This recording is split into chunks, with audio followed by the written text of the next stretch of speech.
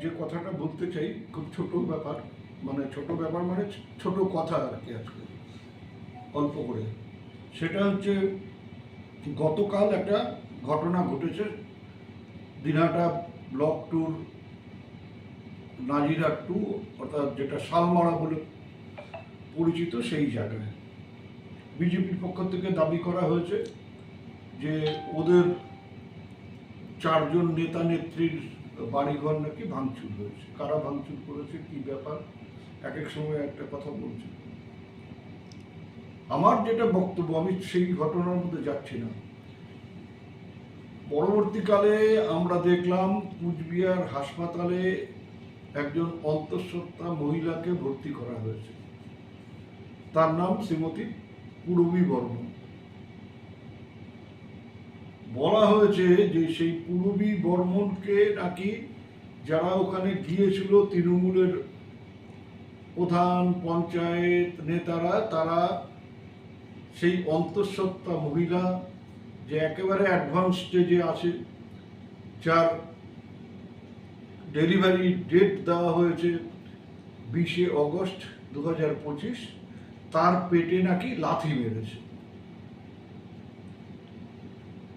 এবং সেই পূরবী বর্মনের মা দিনহাটায় সাংবাদিকদের সামনে যে বাইট দিয়েছিলেন, সেখানে তিনি বলেছিলেন যে তার মেয়ে যখন তাকে বাঁচাতে আসে তখন তাকে ধাক্কাধাক্কি করা হয়। আবার যখন কুচবিহারে চলে গেলেন তখন তাকে দিয়ে বলানো হলো যে তার মেয়ের পেটে লাথি মেরেছে, এবং পরে তার ফলে সেই বাচ্চার খুব সংকটময় অবস্থার মধ্যে আছে মায়ের পেটে, এবং সেই রুগী বা অন্তঃসত্ত্বা মহিলার অবস্থা ভালো না। কিন্তু পরবর্তীকালে ওই একই কথা বললেন বিজেপির নেত্রী, তুফানগঞ্জের বিধায়ক মালতী রাভা রায়।